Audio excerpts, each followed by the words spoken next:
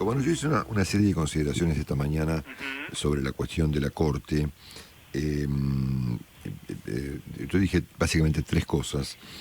La primera es que el pedido de juicio político de la diputada, creo que el apellido Willy, corregime si me equivoco, es Siley, ¿no es cierto? Eh, Así es. Inaugura eventualmente una nueva doctrina para enjuiciar a un integrante de la Corte, ponerle que es que sus fallos o sus planteos o sus dictámenes no obedecen a la opinión pública, en términos sencillos, ¿no? Lo cual inauguraría una doctrina bien complicada respecto de qué viene primero, si la ley o lo que la señora Siley supone que es la opinión pública o la opinión de ella, ¿no? Claro.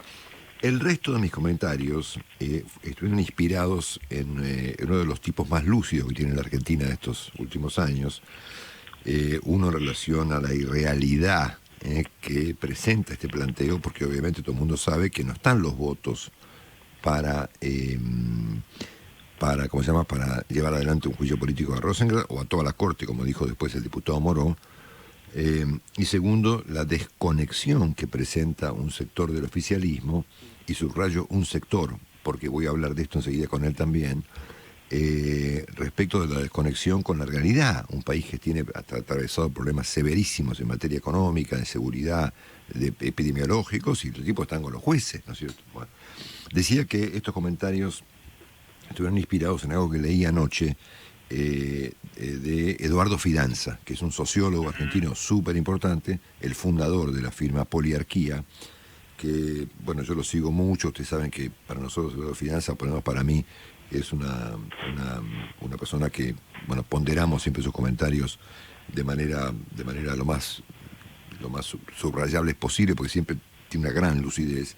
Y me parece que esta vuelta, él, mirando el tema de la Corte, encontró una serie de problemas que yo voy a mencionar con él ahora, sobre los cuales vale la pena reflexionar y que además se conectan, por otra parte, con el resto de la situación de la administración del presidente Fernández en materia de política exterior o en materia económica inclusive, ¿no? Así que quiero conversar unos minutitos con Eduardo Fidanza, que tuvo hoy la gentileza de atendernos a esta hora. Eduardo, un gran abrazo, buen día. ¿Qué tal, Marcelo? ¿Cómo estás? Muchas gracias por tu comentario. No sé si reconocerte como fuente de inspiración te favorece o te perjudica. Vamos a ver. Espero que no te perjudique mucho. Vamos a ver, nada. ¿Cómo no? Pero está fuera de tu voluntad. Que vos te vuelvas una fuente inspiradora para mí no depende de vos, es una cuestión mía personal. No, ¿cómo que no, Marcelo? Bueno, vamos al punto, a ver. Bueno, el punto es, primer punto, es decir, vos encontraste, obviamente, una desconexión del kirchnerismo con la relación de fuerzas que hay hoy en la Argentina cuando esta gente plantea algo que no tiene posibilidad de ser realizado, ¿no? Que es echar a los jueces de la Corte. Bueno, yo eso lo dije en el marco de un comentario más amplio, que efectivamente tiene que ver con la posibilidad o la negación a registrar los datos de la realidad. Yo agregué, es un poco polémico, una hipótesis. No registrar los datos de la realidad es una forma o es un rasgo de la decadencia, en este caso claro, de la decadencia política, ¿no es cierto? Hay, digamos así, hay una falta de registro de la evolución temporal, porque efectivamente Cristina Kirchner en algún momento fue la figura central de la política argentina, y eso se marcó en el famoso 54-17 de la elección en el 2011, pero luego hay un proceso, digamos, de decaimiento. Entonces la pregunta es así, vamos a los números. Cristina Kirchner en la última medición de Poliarquía tiene 53% de imagen negativa, que la mantiene y la está incrementando desde hace 2 o 3 años. En el análisis nuestro de la segmentación política de la Argentina, el núcleo duro del cristinismo es el 23%, y uno puede decir, bueno, ya se estira el 30% de evaluación positiva. Este es el dato. Entonces, ella está actuando sin registrar su pérdida de poder. Está actuando sin registrar la enorme adversidad económica que enfrenta el gobierno de la que ella forma parte. Está actuando, este es un dato también, despreciando totalmente los cambios sociales, económicos, culturales que genera la pandemia. Fíjate que no hay una palabra de Cristina Kirchner sobre la pandemia. Y la cuestión que redondea todo esto es que ella sostiene una agenda que responde a sus intereses personales y no se conecta con los intereses de la sociedad. Toda la cuestión judicial, toda la cuestión del traslado de los jueces, ir contra la Corte Suprema, haber adulterado el sentido de una reforma judicial necesaria, habla de ese proyecto totalmente personal. Yo citaba el otro día en mi columna de Perfil una frase de Weber, que Max Weber dice: está muy bien que los políticos tengan afán de poder, porque de eso se trata la política. Ahora, cuando de ahí se deriva a la pura embriaguez de un proyecto personal, entonces pierden su chance o generan rechazo. Porque otra cosa que Tina Kirchner no tiene en cuenta, su grupo no tiene en cuenta, es que cuando las corporaciones, las organizaciones, los poderes de un Estado son atacados, los miembros que lo forman, más allá de sus diferencias, tienden a unificarse para defenderse. Mira, a vos te gusta que yo haga un análisis. Bueno, yo recomendaría, tenemos más tiempo porque estamos en casa, la relectura del Rey Macbeth de Shakespeare. Porque el Rey Macbeth lo que logra es que toda su oposición, por así decirlo, que había diferencias tremendas, se juntara.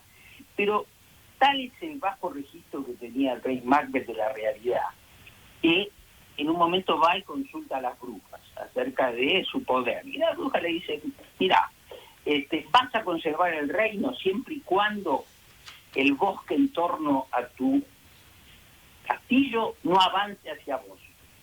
Dice Macbeth: bueno, ¿quién tiene poder para mover un bosque? ¿Quién tiene poder para arrancar los árboles y las raíces de la tierra? Pues ¿sabés cómo termina?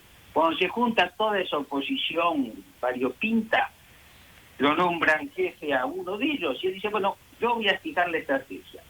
Arranque las ramas más grandes de los árboles y avancemos hacia el castillo. Y cuando Macbeth ve que se le viene el bosque, se da cuenta, pero cuando lo ve al final. Entonces, esta es una conducta de ciertos liderazgos. Veamos Trump ahora, ¿no es cierto?, sacándose el barbijo, subestimando, diciendo: yo estoy por encima de las circunstancias, estoy por encima de la ley, estoy por encima de las prevenciones.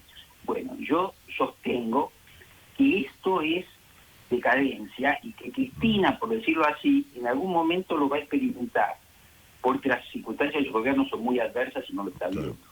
Correcto. Hay un tercer aspecto que vos subrayaste ayer por último, Eduardo, que me parece muy importante en relación con este tema y en relación con otros temas de la agenda pública argentina, la economía, por ejemplo, o la política exterior, que cuando vos planteás, y yo he hablado de esto obviamente con mucha menos envergadura que vos, pero bueno, lo he hecho en el mismo sentido, que una interna no resuelta, leo textualmente tu comentario, ¿no?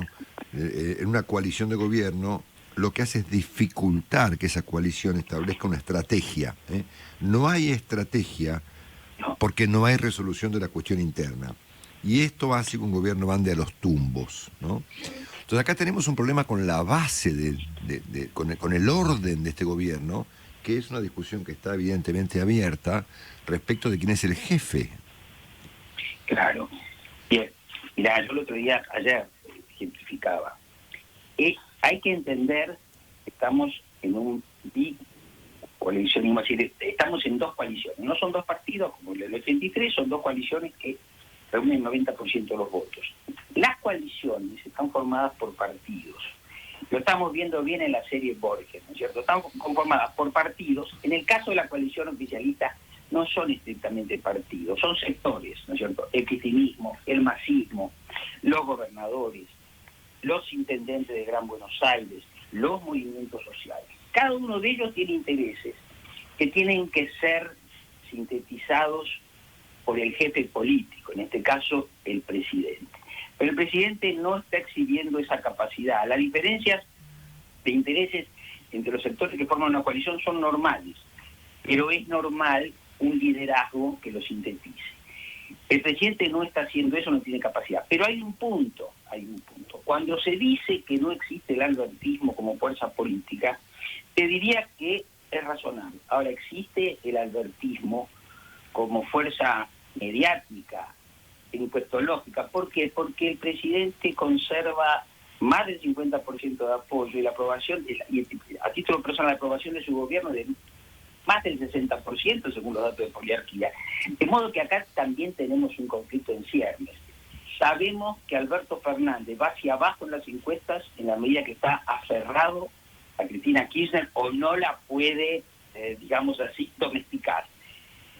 Pero sabemos que en la autonomía de Alberto Fernández se cifra su futuro político. No sabe, no quiere, no puede. Bueno, lo vamos a ver en los próximos meses. Pero eso está latente. Cuando se dice no existe el albertismo, se tiende a atribuir, a mi juicio, a Cristina Kirchner más poder del que tiene. Pero además te agrego algo, es un poco fuerte.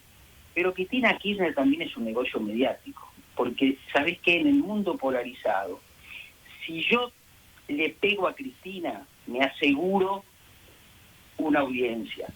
Si yo la defiendo a Cristina, me aseguro una audiencia. Ahora, si yo hago un párrafo y después pongo sin embargo, mucha gente se desilusiona. Te lo digo a vos porque vos haces un análisis de la realidad por el cual algunas veces hay gente que te dice, eres un kirchnerista.